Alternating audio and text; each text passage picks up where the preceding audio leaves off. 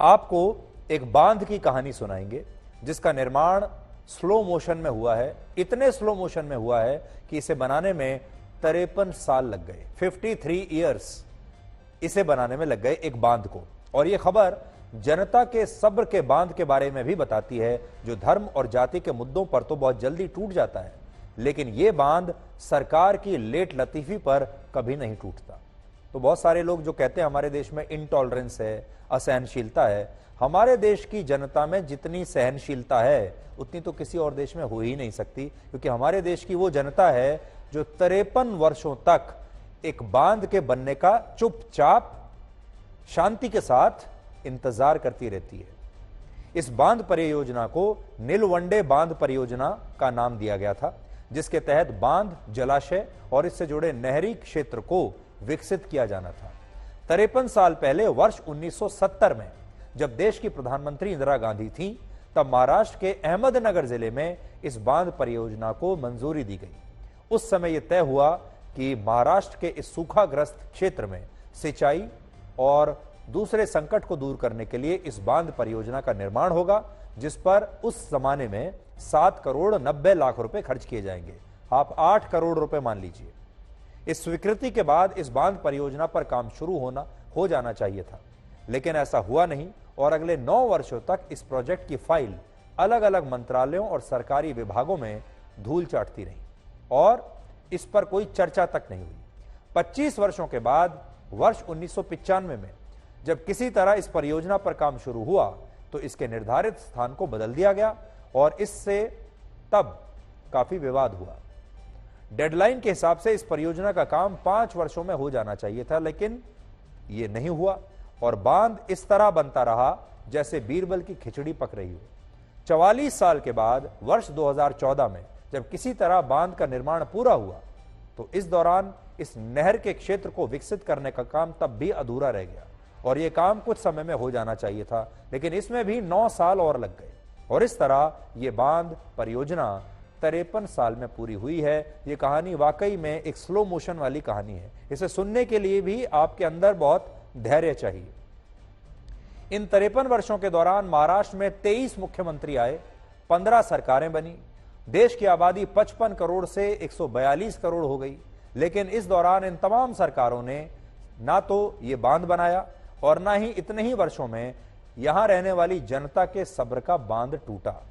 हमारे देश में लोग धर्म, जाति और आरक्षण को लेकर कितनी आसानी से सड़कों पर विरोध प्रदर्शन करते हैं, लेकिन विकास के मुद्दों को लेकर जनता के सब्र का बांध कभी नहीं टूटता। हमारे जनता का सब्र का जो बांध है बड़ा ही मजबूत है और अब शायद हमें इस अन्याय को सहने की एक आदत सी पड़ चुकी है। हमें कुछ खराब नहीं लगता। हालांकि यह अन्याय सिर्फ लोगों के समय का नहीं है, बल्कि यह देश के टैक्स पेयर्स के साथ भी एक भद्दा मजाक है, और वो इसलिए क्योंकि जिस बांध परियोजना पर लगभग 8 करोड़ रुपए खर्च होने थे, वो खर्च पिछले 53 वर्षों में 655 गुना बढ़कर 5177 करोड़ हो गया। यह राशि इतनी ज्यादा है कि इसमें 5 और नए संसद भवन बनाए जा सकते हैं। हमारे देश में सरकारें तो 5 साल में बदल जाती हैं, लेकिन बहुत सारी सरकारी प्रोजेक्ट्स ऐसे हैं जो हर साल हर सरकार में ऐसे ही चलते रहते हैं स्लो मोशन में, और इसके पीछे भ्रष्टाचार सबसे बड़ी वजह होता है। इस परियोजना की मदद से अब 68,000 हेक्टेयर जमीन को सिंचाई के लिए पानी मिलेगा और अहमदनगर और नासिक के सैकड़ों गांवों की प्यास अब बुझ सकेगी। और ये वो जिले हैं जहां की महिलाओं को पानी लाने के लिए प्रतिदिन 4 से 5 किलोमीटर पैदल चलना पड़ता है।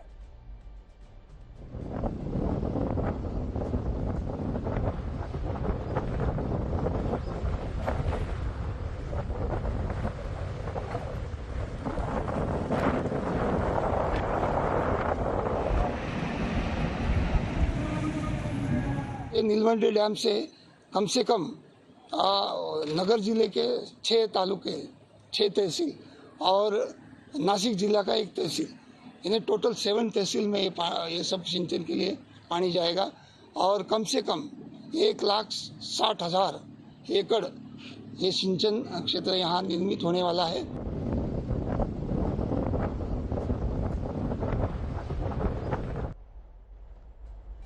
इस बांध परियोजना का उद्घाटन महाराष्ट्र के मुख्यमंत्री एकनाथ शिंदे करेंगे, जो खुद भी 59 वर्ष के हैं।